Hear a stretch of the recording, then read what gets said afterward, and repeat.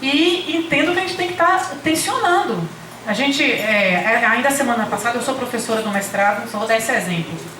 Sou professora do Gestec e fui atualizar um diário de classe. Tinha até uma disciplina com 300 horas.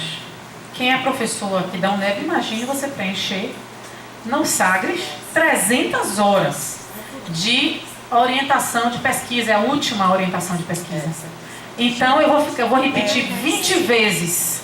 Reestruturação do objeto de pesquisa. Aí mais 20 vezes, redefinindo o problema. Quer dizer, esse instrumento de registro está equivocado. Está equivocado. Eu pontuei isso no meu colegiado lá do programa. Vou conversar com minha colega, que é proreitora de pós-graduação. Então, assim, a gente tem estruturas que são formadas dentro de uma lógica. E quando a lógica muda, a gente tem que provocar a mudança nas estruturas. Bem, era isso.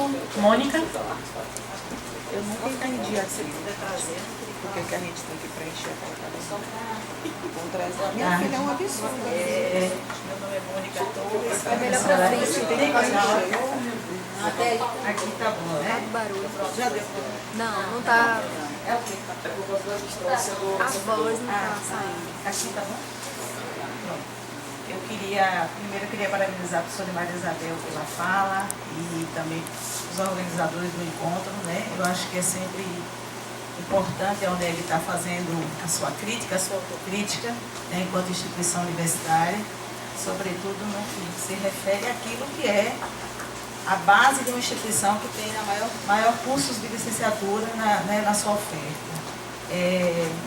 Eu queria, na verdade, a professora Maria Isabel, eu recentemente fiz um estudo sobre uma licenciatura da UNEB, e esse desafio da inovação, do rompimento de paradigmas, ainda é, de fato, um desafio concreto, até nas opções curriculares que a gente faz, né? E nos formatos curriculares que a gente faz, a gente tem ainda uma forte ênfase na teoria. Olhando a sua base de reflexão ali, epistemológica, pedagógica, e essa relação do conhecimento do senso comum com o conhecimento científico, eu fico refletindo isso na formação de professores. Quero ver a sua opinião, porque outros autores já também têm colocado que a gente precisa fazer essa relação mais híbrida entre os conhecimentos profissionais e os conhecimentos teóricos da universidade, da academia, de forma que a gente não chegue no campo profissional se assustando no estágio, né? Querendo entender, inclusive, que profissão é essa, que tem acontecido em muitos casos de licenciatura. Eu queria ver sua opinião sobre isso, sobre essa possibilidade de uma formação, né, com essa relação mais articulada de saberes comuns e profissionais na formação do professor. A outra coisa é saber também, eu sei que a senhora é uma militante da pedagogia universitária há anos, como é que a senhora, e já fez estudos sobre algumas instituições que vêm fazendo isso, como é que a senhora vê o cenário hoje da inserção da pedagogia universitária como política nas instituições de ensino superior, né, públicas e privadas?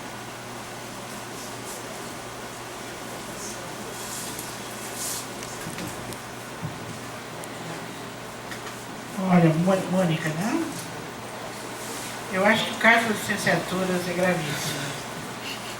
Porque se nos outros cursos, né, a responsabilidade da universidade, né, com o novo,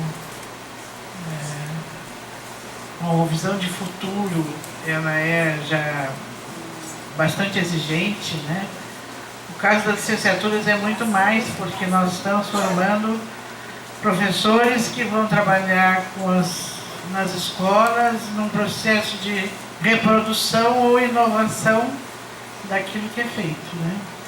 A gente sabe que o professor não é o único ator, as políticas, né, infelizmente as políticas hoje nem todas estimulam essa questão do protagonismo das escolas, né? As avaliações externas cada vez definem padrões universais, enfim. Mas eu tenho ido a alguns fóruns de licenciaturas, né, e às vezes eu fico um pouco, assim, até não querendo ir, porque, meu Deus, o diagnóstico das licenciaturas, né, está cansado de ser feito, né? Como a gente diz, está careca de saber o que a gente tem que fazer, né? Os diagnósticos todos foram feitos e, no entanto, não se consegue, mesmo nas instituições públicas, avançar num processo mais articulado, mais orgânico, né?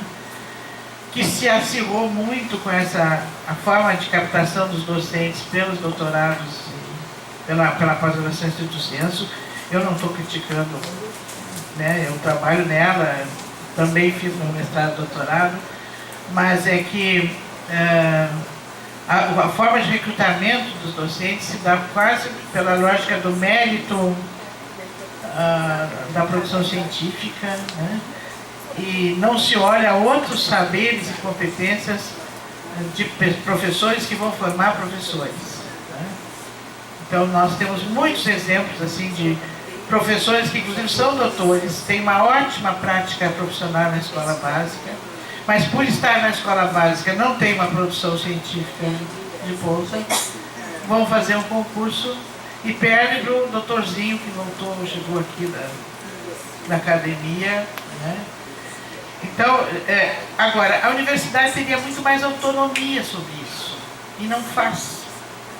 Porque as regras de concurso, por mais que os regimentos tenham algumas normas, né, mas elas têm furos, elas têm possibilidades de critérios autônomos, né? E é tão difícil tu cortar essa cultura, né, numa perspectiva diferenciada dos saberes requeridos a esse docente. Então hoje nós temos um bom número de professores das licenciaturas que nunca foi na escola, né? Eles são bacharéis, alguns têm alguma sensibilidade com isso, outros não, ao contrário, até desestimulam os alunos a percorrerem a licenciatura, né? E tudo está diagnosticado, né? Está diagnosticado. E, no entanto, a gente não consegue fazer, afora toda a questão externa, né, o desprestígio da profissão docente, que a gente sabe que afeta as licenciaturas. Com isso eu não quero dizer que não tenham boas experiências, eu acho que tem gente fazendo coisa bastante interessante nas licenciaturas, precisaria mais visibilidade até, né? Mas eu penso que é um pouco assim, falta de uma vontade política mais propositiva das instituições para tomar isso mais assim, né?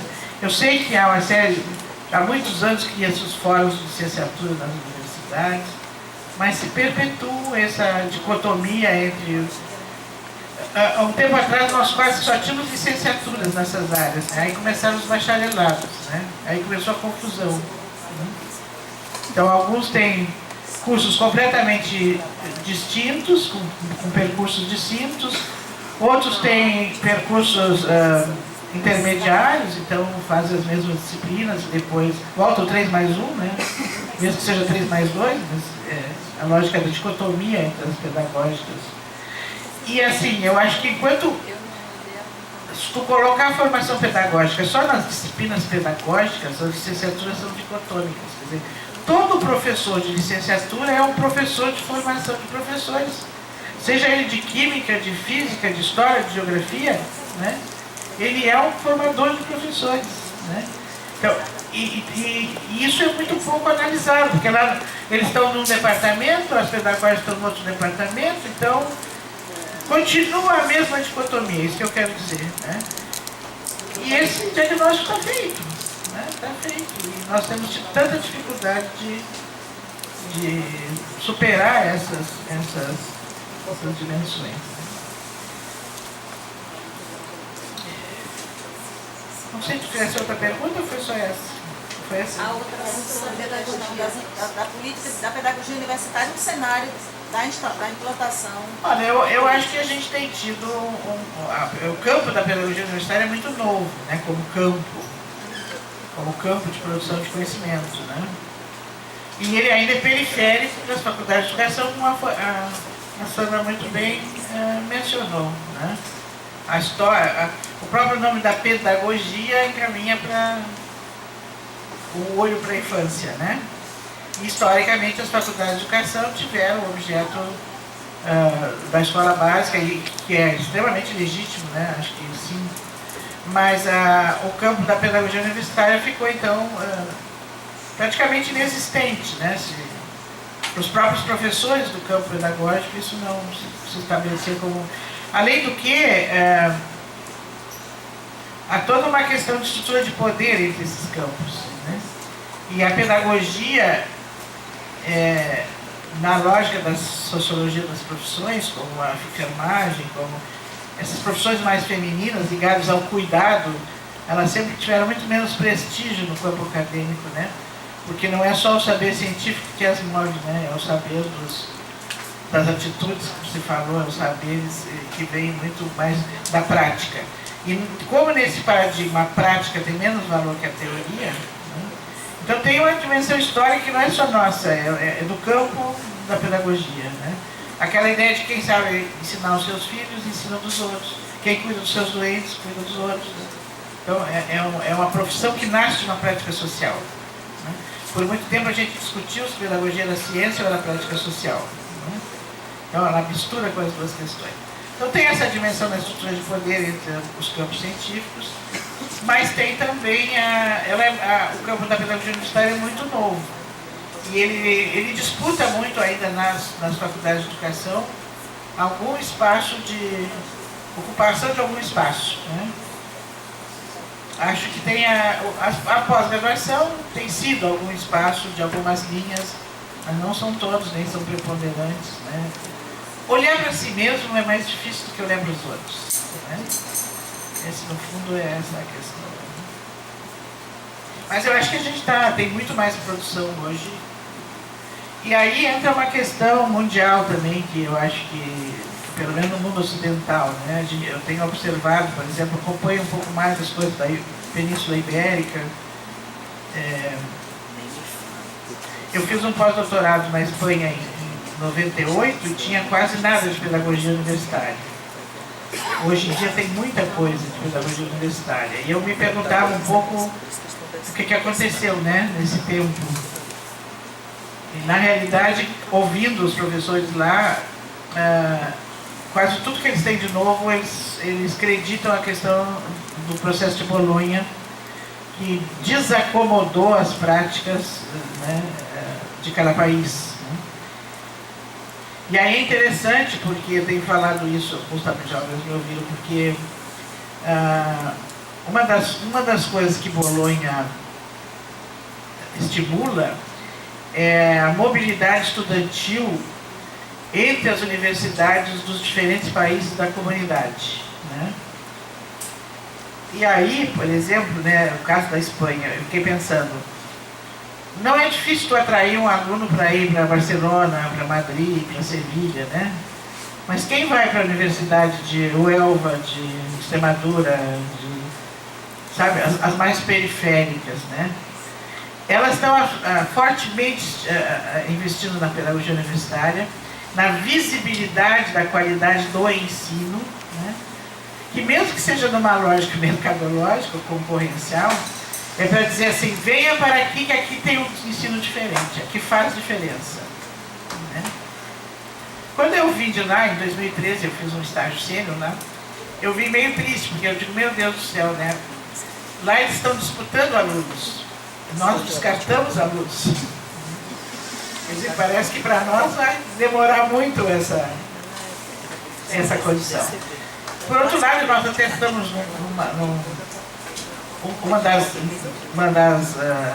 os meus grupos de pesquisa está estudando um pouco o impacto do SISU.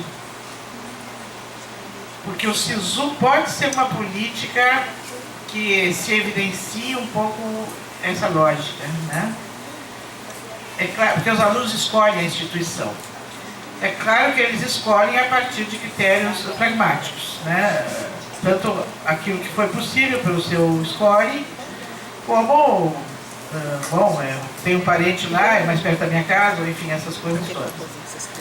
Mas tem muitos estudantes que vêm de bem longe e que eles afirmam que eles olharam os projetos de curso antes de definir.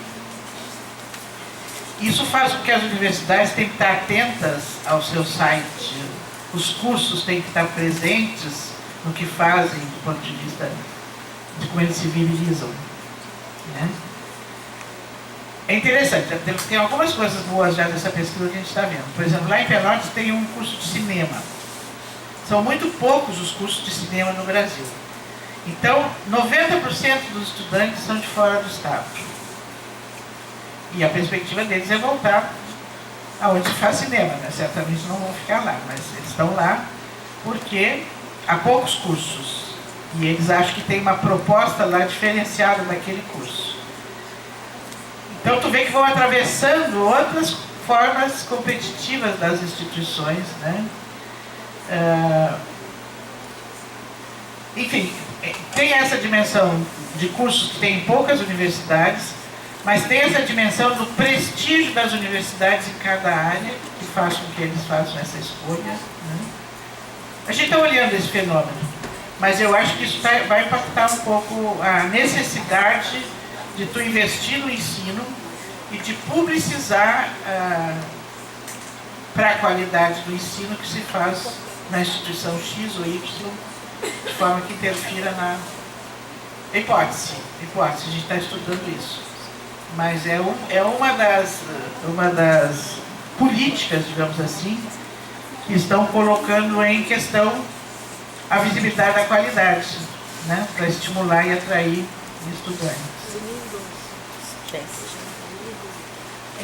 Bem, o último bloco para a gente encerrar, tá certo? Denise está inscrita.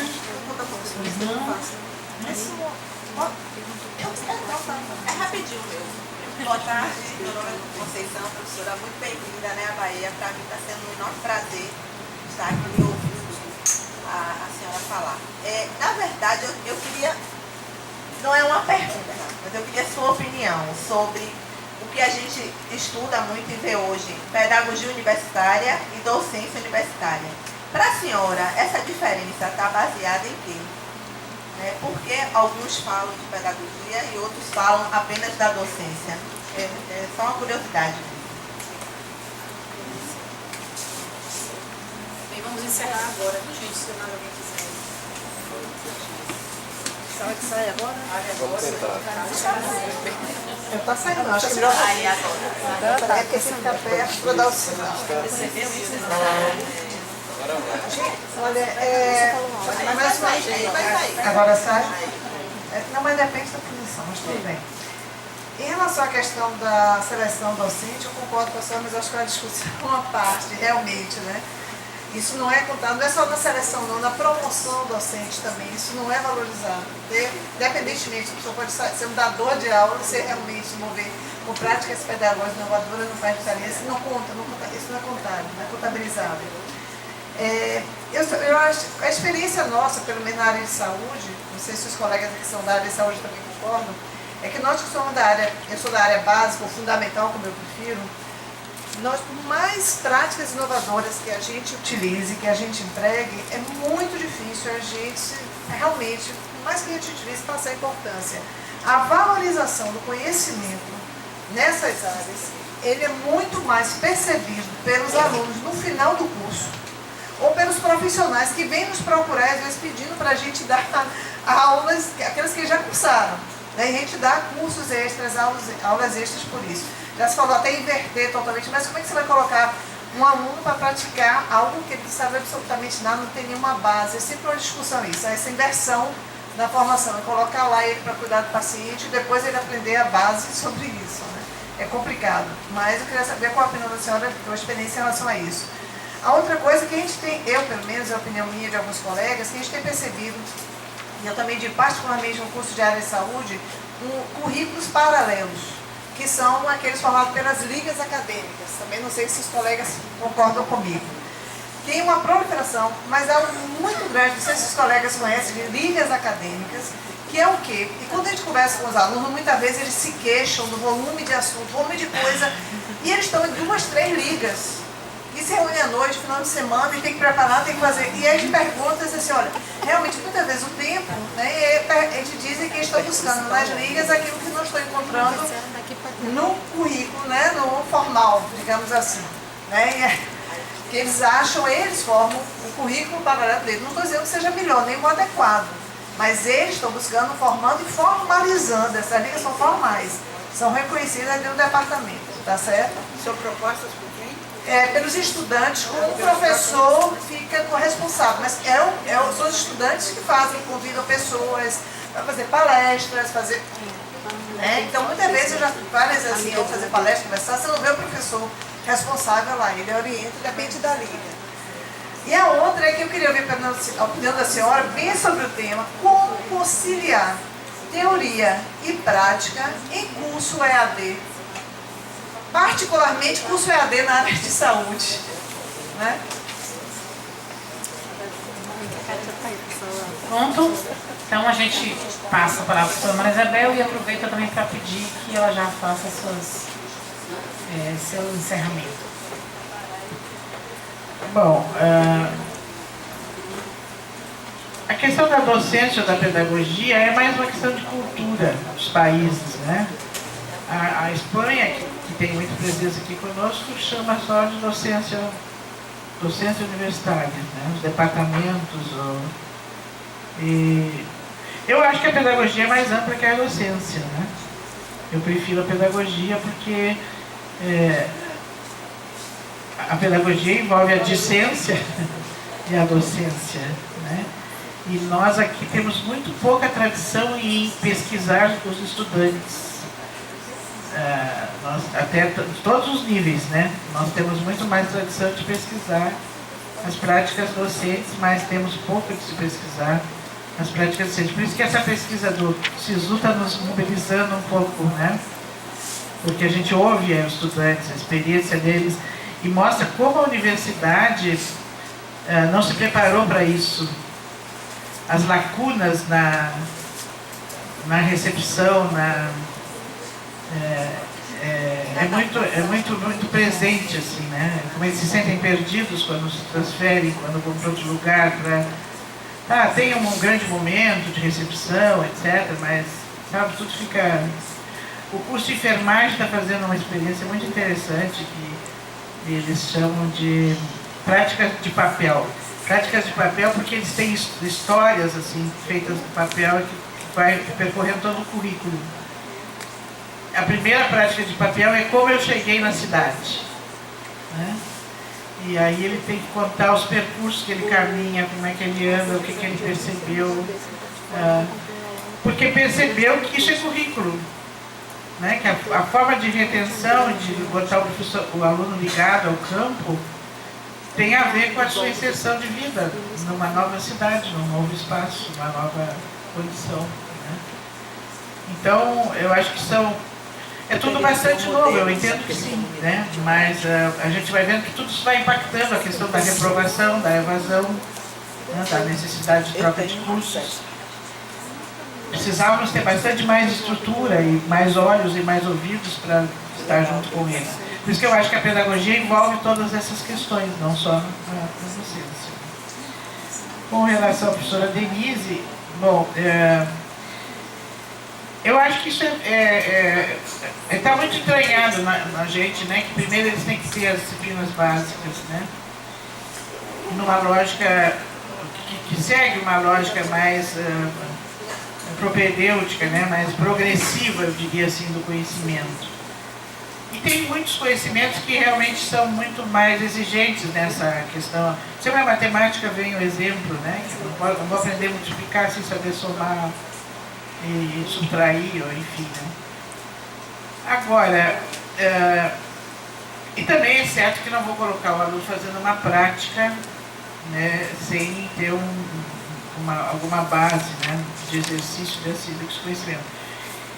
Entretanto, o diagnóstico é muito o que tu fizeste, né? Quer dizer, quando chegam lá adiante, eles não se lembram mais de nada. Eles têm que pedir socorro para voltar para trás, né? Porque aí é que o conhecimento foi significativo, né? Então eu penso que a gente tem que fazer, tentar diminuir esse elan numa grande quantidade de informações, né, prévias, que não ancorem naquilo que é a prática profissional, né, e ir diminuindo, escalonando esse processo na medida em que realmente a gente tenha necessário. Porque a prática é sempre interdisciplinar, né? Ela nunca é disciplinar. Para me dar conta de uma prática, eu preciso de múltiplos saberes. Há algumas situações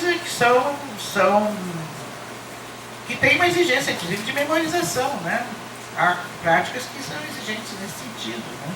E que o aluno tem que saber disso. Mas grande parte delas estão vinculadas a uma capacidade de leitura dos contextos, né? No caso da saúde, eu acho que essa capacidade mais ampla do diagnóstico, eu acho fantástico, né? Quer dizer, a pessoa vai apresentar uma dor na orelha esquerda, mas aquele que faz um bom diagnóstico analisa se na orelha esquerda não tem a ver com o dedão do pé, né? Quer dizer, esse pensamento que se mobiliza, que faz inferências, que faz, né? Eu acho que é uma das habilidades muito intensas, né? Então, eu penso assim, acho que ainda estamos numa estrutura bastante linear nesse sentido, mas acho que cada vez mais, inclusive os próprios experiências do PBL e outras metodologias que trabalham às vezes com núcleos disciplinares, né, do que necessariamente com só disciplinas, né. Essa experiência dos estudantes eu não sei muito dizer porque eu não conheço, até fiquei interessada, né. Mas é o grupo de professores discutirem com os próprios estudantes, né? Porque se eles estão procurando algumas coisas fora do seu interesse, por um lado é positivo porque eles podem diversificar possibilidades de formação. Mas por outro lado, há de se pensar o que está faltando, né? O que está faltando no currículo, o que poderia incluir. E o limite disso, porque se de repente o que eu estou fazendo fora do currículo me estimula mais do que eu estou fazendo no percurso do currículo, né, de fazer uma reflexão sobre esse espaço. Me parece uma experiência bem interessante, mas que serve para interpelar os processos regulares, né, e ver até em que medida trazer isso dos processos regulares pode ser positivo ou não, né? Porque às vezes se inclui algumas disciplinas ou tipos seminários que podem ser com conteúdo itinerante, né? Tipo estudos avançados sobre saúde, um semestre eu vou trabalhar sobre uma coisa, no outro eu vou, não tem aquele conteúdo permanente, rígido, que pudesse ser já cotado como alguma coisa disciplinar. A questão da EAD eu acho bem séria. Eu tive muito preconceito com EAD, hoje não tenho mais, né? Até porque já orientei teses e eu me dei conta que há ensino bom e mal presencial e há ensino bom e mal em EAD. Então não dá para dividir assim, que o presencial é bom e o mal é em EAD, é absoluto. Eu também tenho a minha convicção que a EAD não é para todos. Eu acho que a EAD ela exige uma prontidão e uma disciplina do estudante que não é para todos, né? Ela exige uma maturidade, um empenho, enfim, uma autonomia. Então eu acho que a gente tinha que ter isso bastante claro. Eu, no caso da saúde, eu não sei porque não vivi essa experiência e acho que tem uma série de procedimentos que envolvem habilidades que deve ser bastante complexo de fazer à distância, né? No caso da formação de professores, por exemplo, em outros campos, eu acho que até às vezes se estabelece melhor a relação teoria-prática do que no presencial, quando bem feita. Porque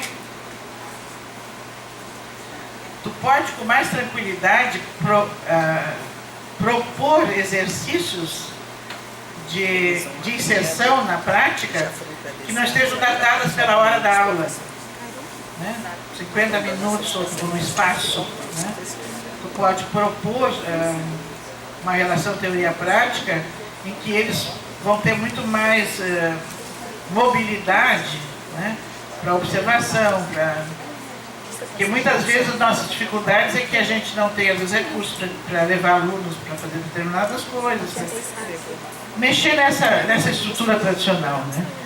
E na educação à distância, eu acho que a gente tem muito mais espaço para isso, Uma das coisas que me fez perder o meu preconceito foi uma vez que a gente fazia uma garimpagem de experiências inovadoras, e uma das experiências foi na disciplina de cálculo lá na Unicinos, que, como em todas as disciplinas, reprova muito, né? E uma professora propôs, depois de reprovar por vezes consecutivas um grupo de alunos, propôs um trabalho à distância. E praticamente 80% dos alunos conseguiram aprovação. E ouvindo os alunos, o que eles diziam? Pela primeira vez eu pude dizer para a professora o que eu não sei. Ela sabe o que eu não sei, e ela me indica o que eu preciso fazer, né? Na sala de aula, muitas vezes eu não tinha coragem, não tinha disposição para me expor. Então o professor dá orientações gerais, que nem sempre eram as minhas, né? Então aquele preconceito que a gente tinha, assim, porque o presencial é olhar o olho no olho, né? A interação no professor, me dei conta que a interação do EAD foi muito maior, porque ele conversava com a professora conversava com eles, né? Agora, é uma experiência que não dá para fazer com mais de 30 alunos, por exemplo, porque precisa alguma ambiência. Em todo caso, se conseguisse uma taxa de sucesso alta, era mais econômico para a universidade promover algumas vezes desse sentido, do que ter altas taxas de reprovação e evasão, né? Então, eu acho isso, que há experiências de EAD que são de muito boa qualidade, mas que exige do aluno uma disciplina, um compromisso, né? Alguma autonomia nesse processo, né? Por isso que a EAD ela se presta muito para a educação continuada, né? Às vezes para a formação de quem já atua na área, que já, enfim, né, tem uma inserção no campo, que está afim mesmo de aprender, né? Porque senão a gente submete. Eu tentei há muitos anos fazer educação à distância, na época a gente recebia os panfletos pelo correio, né? Eu achava muito interessante, mas de repente eu parava de fazer, porque eu tinha 500 outras coisas para fazer e aquilo não era uma cobrança. É por isso que eu digo que exige disciplina, exige um processo. Agora, na área de saúde, eu acho que enquanto forem disciplinas relacionadas a conhecimentos, enfim, né, de saúde geral, de políticas de saúde, agora, naquilo que for definir como procedimentos de habilidades objetivas em cima do campo, eu acho complicado, né? A não ser que tenha um coletivo de monitores muito preparados e que pudesse fazer um acompanhamento nos polos, né, de uma forma muito responsável, né, mas eu realmente não conheço. Aliás, eu conheço alguma coisa de uma experiência lá em Porto Alegre que a faculdade, a Universidade da Ciência de Saúde tem feito com o SUS, mas é na formação continuada, não é na formação inicial. Não sei se respondi tudo.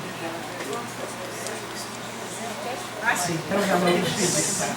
Bom, eu quero agradecer, eu acho que já referi, quando tive a oportunidade no dia do lançamento do livro, né, do quanto eu admiro esse trabalho de vocês, né, e me regozijo muito pela a minha convivência com a Sandra, né, que me fez aprender muitas coisas e ver progredir, né, uma proposta, um sentimento que avolumou e concretizou, né, esse espaço, tanto do colóquio como da série, né, que parece que um alimenta o outro, né, e fico muito também esperançosa, né, vocês estão aí em fase de eleição de reitor, fico muito esperançosa que isso não seja só uma política de uma gestão, né, porque um dos grandes problemas que nós temos é a descontinuidade dos programas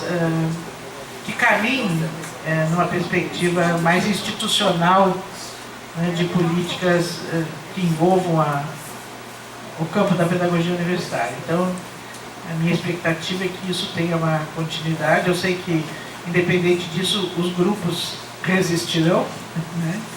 Mas, claro, nós temos que caminhar para uma visão mais institucionalizada desses processos. E aqui agradeço muito, né, a Kátia, a sua presença constante e apoio nessa empreitada, né, do colóquio. E é muito bom estar com vocês, eu fui muito acarinhada, né, muito afeto, e tudo isso faz parte da nossa experiência de humana formação, né, como diria aqueles que pensam a educação como uma condição de gentes, né? Muito obrigado.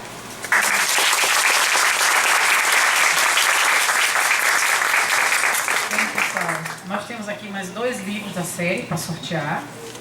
Vamos com um papelzinho aí. Quem é que vem tirar aqui? Eu mesmo? Isabel, meu, por favor. O meu sumiu, mas é 44.